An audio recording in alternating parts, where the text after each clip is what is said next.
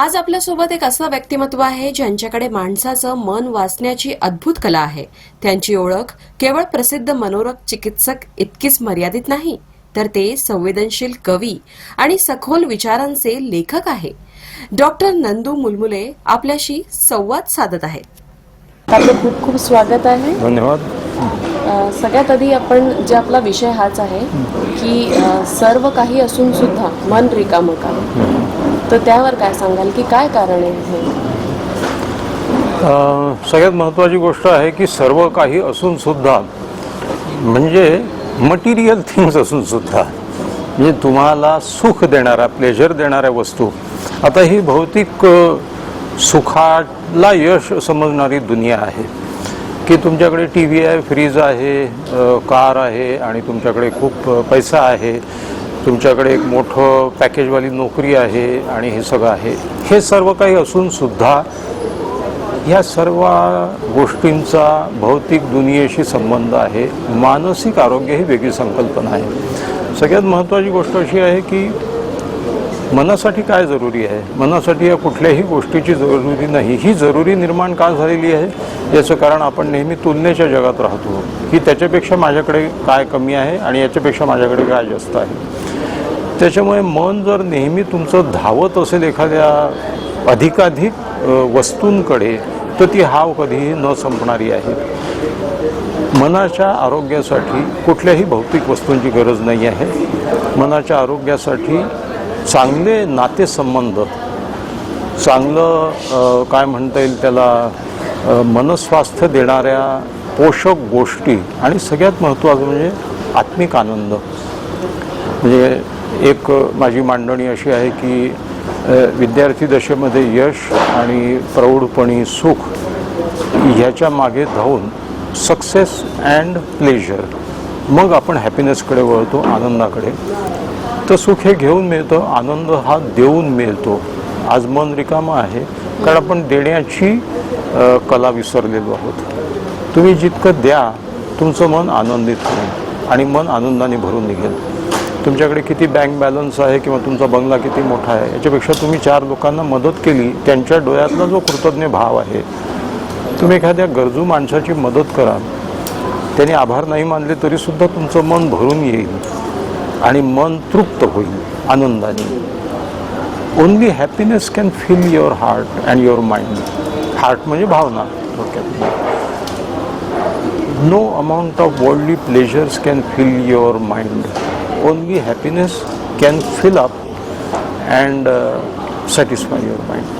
आपण जे म्हणतो की समाधान, म्हणजे समाधान आता हल्ली या काळात असं मिळतच नाही किंवा सोशल मीडियामुळे आपण म्हणू शकतो की समाधानाची व्याख्याच बदलली. आणि आता भलत्याचे फोटो पाहिले की आपल्या घरात भांडणं होतात की अरे ते तिकडे फिरायला गेले, हे तिकडे फिरायला गेले. म्हणजे यश आहे पण दुःखही आहे बरोबर. तर ही जी पिढी आहे, जे ही चाललं आहे, यांच्यावर हे कसं आपण हे करू शकतो की हे संपायला हवं आणि समाधान कुठे ना कुठे आपल्याला सापडेल असं. किसी को परखना मत, परखने से कोई अपना नहीं रहता. वसीम बरेलवीची फार सुंदर रचना आहे. फार जवळून पाहू नये नातेसंबंध.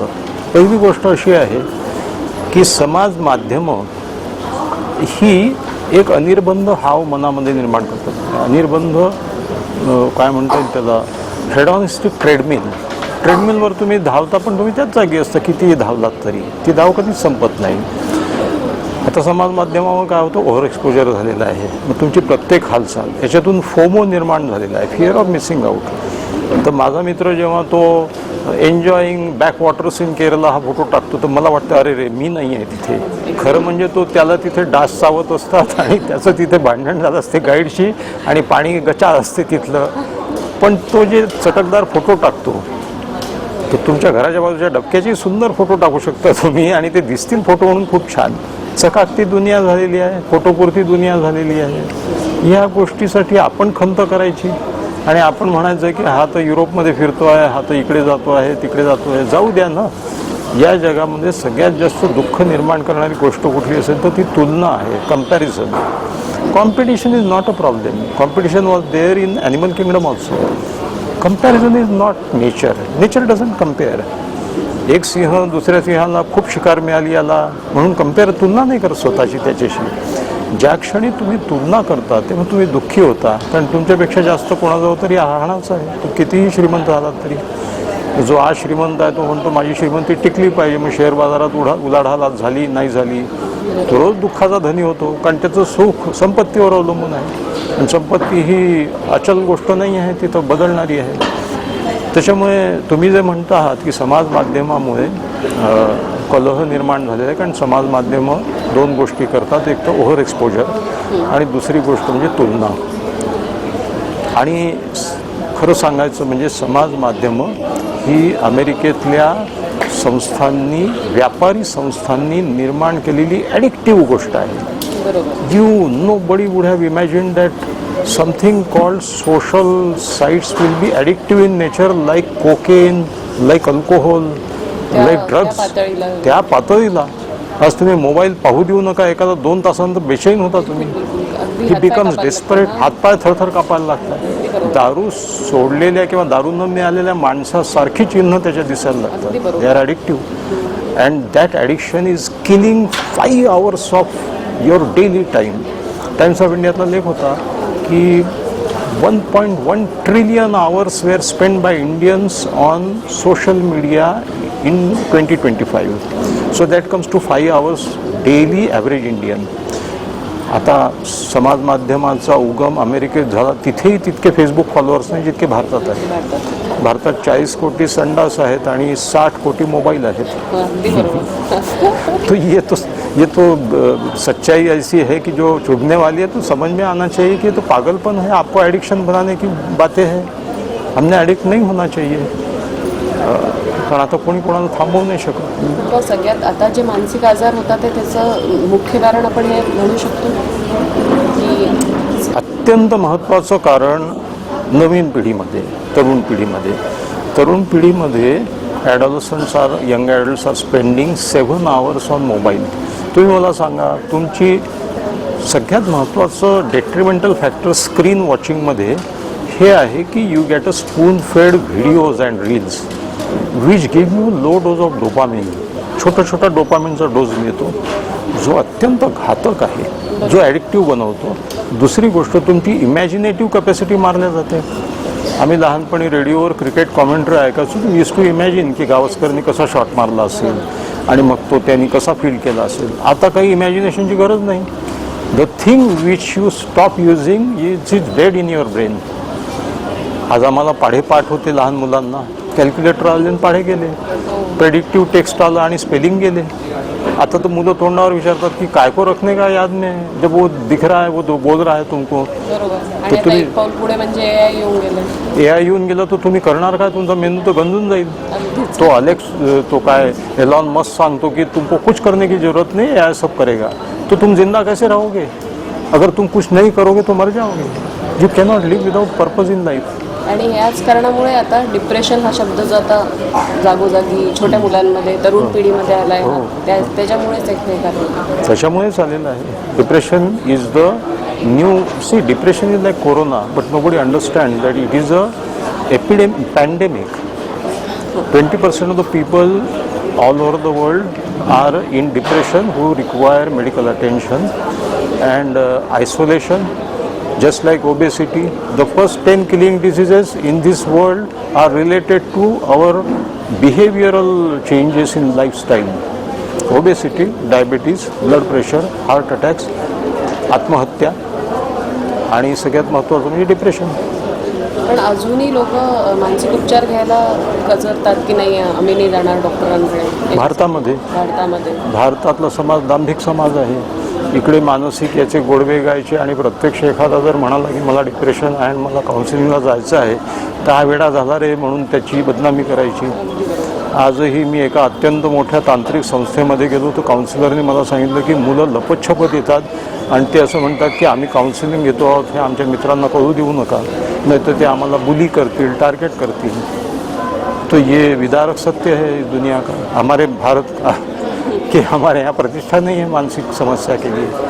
आज नवरा बायकोचे भांडण झाले, बायको म्हणाली चला जाऊ काउन्सिलिंगला, नवरा म्हणतो तुझं डोकं खराब झालं तू जा. मी नाही, माझं मी नाही. डोकं खराब होण्याचा काय प्रश्न आहे? समस्या आहे.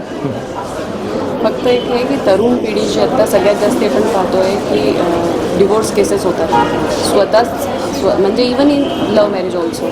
तर काय कारण आहे की इतक्या लवकर ते लोक म्हणजे हार्डली 6 महिने किंवा 1 वर्षातच त्यांना कळतं की आता हा पार्टनर आपल्या याचं नाही आहे. म्हणजे ते आपल्या डिसिजनवर ठाम का नाही राहू शकत? तरुण पिढी आहे, स्थित्यंतरातून जाते आहे. तुम्ही पाश्चात्य शैली अंगीकारलेली आहे. तुम्हाला वेस्टर्न कल्चरचे सगळे सुख पाहिजे आहेत. पॅकेजची नोकरी पाहिजे, स्वित्झर्लंडमध्ये राहायला पाहिजे, अमेरिकेत सबर्बनमध्ये बंगला घेऊन पाहिजे. मग कितलीही गोष्ट येणारच. जिंदगी एक पैकेज है, तुमको इधर का अच्छा और उधर का अच्छा नहीं मिलने वाला है. तो इंडियन आदमी चाहता है कि मुझे ऑस्ट्रेलिया के वो मेलबर्न में सबसे टॉप एंड की कॉलोनी चाहिए रहने के लिए, और बीवी जो चाहिए वो आज्ञाकारी नारी चाहिए जो पल्लो लेंगी, मेरे बाप आएगा सामने तो अरे भाई दोनों बातें कैसे मिलेंगी? फिर डिवोर्स भी तो मिलेगा. तो उनकी दुनिया खुली है और उसमें भी अच्छा है. जब नहीं होता है हमसे निभाना, तो हमारी तो वो क्या ये दुनिया अच्छी है जिसमें औरत अपने आशा आकांक्षा को मार डालती थी और ज़िंदगी गुजार देती थी. अब वो नहीं चलने वाला है. तो divorces are going to happen. Youngsters confuse आहे. यंगस्टर्स कन्फ्यूज आहे, पण ते सुद्धा स्थित्यंतरातून जातात. हे ट्रान्झिशनल आहे. डिव्होर्सेस होतील, पुन्हा लग्न होतील. अमेरिकन सोसायटीमध्ये 50% डिव्होर्सेस होतात, पण it's okay. They are happy to they want to explore this world. They want their personal freedom.